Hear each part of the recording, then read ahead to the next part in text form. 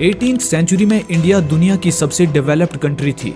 इसकी economy Europe और China से भी ज्यादा थी। फर्टाइल लैंड, लार्ज पॉपुलेशन और यूरोप, अफ्रीका से लेकर मिडिल ईस्ट तक ह्यूज ट्रेडिंग बिजनेस।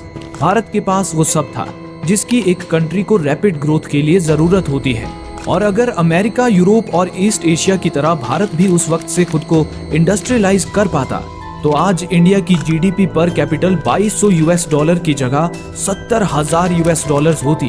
और अगर आप 140 करोड़ गुना $70,000 करते हैं तो बनते हैं $98 ट्रिलियन, जो कि वर्ल्ड की टोटल $100 ट्रिलियन की जीडीपी से सिर्फ $2 ट्रिलियन कम है। यानी कि अकेले भारत के पास पूरी दुनिया से ज्यादा धन दौलत होती तो सिर्फ अगले 250 ईयर्स में भारत दुनिया के सबसे अमीर देश में से सबसे गरीब देश कैसे बन गया? इसकी शुरुआत होती है 1700 से, जब ब्रिटेन नाम का एक छोटा सा देश वर्ल्ड जीडीपी का 2% से भी कम हिस्सा कंट्रीब्यूट करता था। उसने खुद से 7500 किलोमीटर दूर मौजूद भारत पर बुरी नजर डाली, जो उस वक्त वर्ल्ड जीडीपी का 27% कंट्रीब्यूट करता था। एग्रीकल्चर से लेकर इंडस्ट्रियलाइजेशन और वर्ल्ड ट्रेड तक इंडिया हर सेक्टर में रैपिडली ग्रो कर रहा था। इसलिए भारत को सोने की चिड़िया भी कहा जाता था। लेकिन ये नंबर 1947 में जब ब्रिटिशर्स इंडिया छोड़कर गए तब 3% से भी कम हो गया। तो ब्रिटिश राज में भारत से कितना पैसा चोरी हुआ, हम उन्हें रोक क्यों नहीं पाए? और अगर ब्रिटिशर्स ना आए होते तो आज इंडिया कहां होता? Let's decode in this video. 24 August 1608 Britain की ईस्ट इंडिया कंपनी गुजरात के सूरत पोर्ट से भारत में दाखिल होती है और अगले 150 सालों तक इंडिया के कई पोर्ट्स पर अपने स्पाइस, सिल्क, कॉटन, टी और ओपियम जैसे प्रोडक्ट्स का ट्रेड बिजनेस शुरू करती है। अपने प्रीमिसेस की सुरक्षा के लिए वो अपनी आर्मी भी भारत में बुला लेते हैं। लेकिन 1757 में बंगाल सूबा में हुई सिविल वॉर में वहां का ऑपोजिशन ग्रुप बंगाल के नवाब के खिलाफ रिबेलियन यानी विरोध करने में मदद मांगता है और इस जंग में ब्रिटिश इंडिया कंपनी की जीत होती है और वो बंगाल पर अपना पूरा कंट्रोल एस्टेब्लिश करके वहां के राजा को अपनी कठपुतली बना देते हैं। तभी ब्रिटिशर्स के दिमाग में ये आइडिया आता है कि वो यही प्रोसेस भारत के दूसरे राज्यों में भी रिपीट कर सकते हैं और वो इसी तरीके को अपनाना शुरू करते हैं, जिससे अगली सेंचुरी में वो इंडिया के कई सब कॉन्टिनेंट्स पर कंट्रोल हासिल करके वहां के रूलर्स को एक ऑफर देने लगे कि ब्रिटिशर्स का साथ दो और सत्ता में बने रहो, या फिर हम आपकी कुर्सी पर किसी और को बिठा देंगे। जो देख ज्यादातर किंग्स ने ब्रिटिश का साथ देकर पावर में रहने का फैसला किया, ब्रिटिश की कठपुतली बन गए और जो किंग ब्रिटिश के सामने विरोध करता उन पर हमला करके उनका राज्य छीन लिया जाता। इसी तरह 1800s आने तक ईस्ट इंडिया कंपनी ने भारत को पूरी तरह से कंट्रोल में ले लिया था। लेकिन फिर महात्मा गांधी के नेतृत्व में भारतीयों ने एक अलग रास्ता अपनाया, जो था अहिंसक आंदोलन का, जिसमें महात्मा गांधी की लीडरशिप में ज्यादातर इंडियंस ने ब्रिटिशर्स का कोऑपरेशन करना बंद कर दिया। कई जगह आंदोलन भी किए, लाखों लोगों ने आजादी के लिए अपनी जान भी गंवाई और फाइनली 1947 में हमें ब्रिटिशर्स की गुलामी से आजादी मिली। लेकिन जाते जाते भी उन्होंने रिलीजन्स के आधार पर आवाम को भड़काकर भारत के टुकड़े टुकड़े करवा दिए और हमें कई प्रॉब्लम्स फेस करनी पड़ी।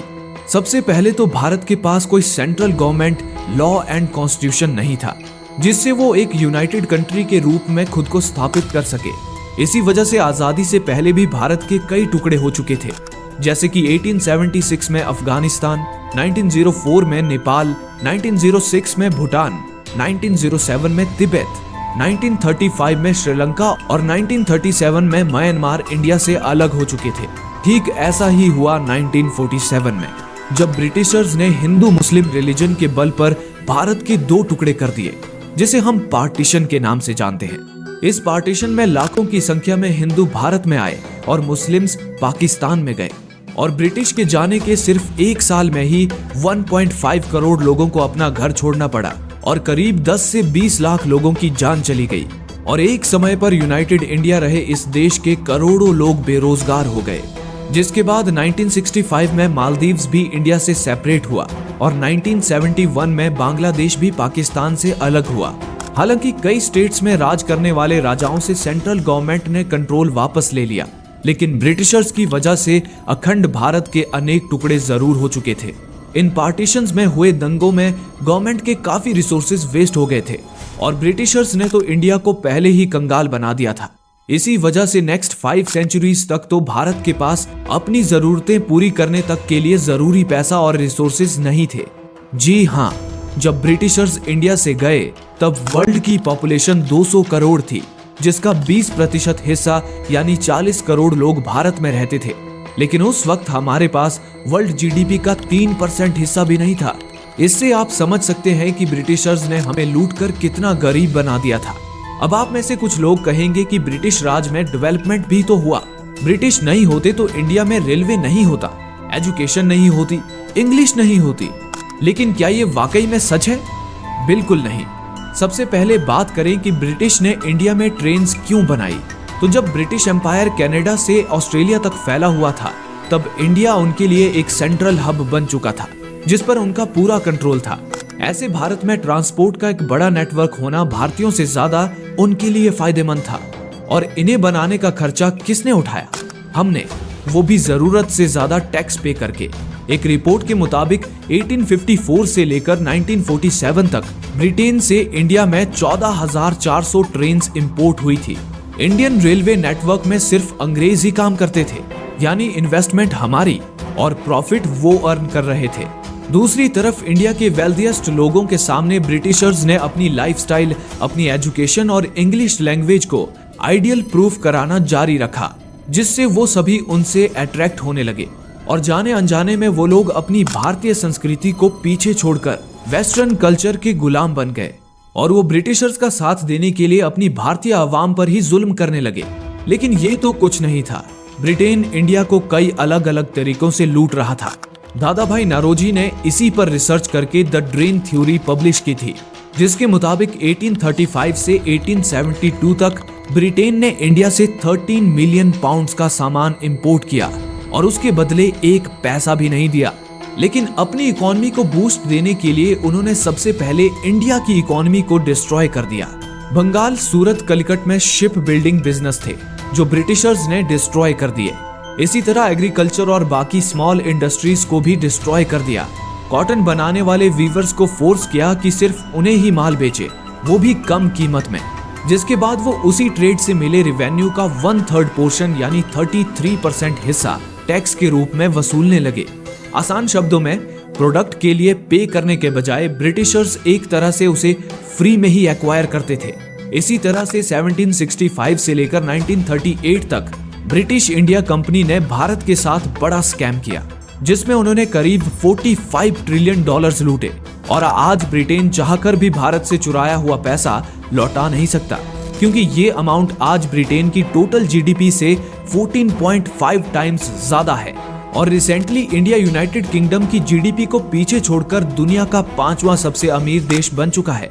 मगर अब सवाल आता है कि अगर ब्रिटिशर्स इंडिया में आते ही नहीं तो आज इंडिया कहां होता? तो अगर गुलामी के 250 साल की जगह ग्रोथ करके इंडिया अमेरिका, यूरोप और ईस्ट एशिया की तरह इंडस्ट्रियलाइज कंट्री बन जाता, तो जैसा कि हमने आपको स्टार्टिंग में बताया कि आज इंडिया की जीडीपी $98 ट्रिलियन तक पहुंच गई होती। इसलिए ही हमने वीडियो की शुरुआत में कहा था कि सब कुछ होते हुए भी इंडिया आज बहुत ज्यादा गरीब है, क्योंकि एक्चुअल में ये कंट्री इससे कई गुना ज्यादा डिजर्व करती है जो ब्रिटिशर्स ने हमसे चुरा लिया। लेकिन क्या हमें इसके लिए ब्रिटेन को हेट करना चाहिए? बिल्कुल नहीं, क्योंकि इतिहास की कोई भी घटना ना कि एक्सक्यूज देने या रिवेंज लेने के लिए होती है, बल्कि उससे सबक सीखकर ग्रो करने के लिए होती है। इसलिए ब्रिटेन से दुश्मनी मोल लेने के बजाय हमें तो ऐसी ग्रोथ पर फोकस करना होगा जिससे हम वर्ल्ड इकोनॉमी में हमारी खोई हुई नंबर 1 पोजीशन को वापस पा लें। वर्ल्ड इकोनॉमी में इंडिया अपनी इस खोई हुई पोजीशन को कब तक वापस हासिल कर पाएगा, इस बारे में अपना ओपिनियन कमेंट्स में जरूर बताएं और ऐसे ही इंटरेस्टिंग वीडियोस के लिए इस चैनल को सब्सक्राइब कीजिए। Thanks for watching.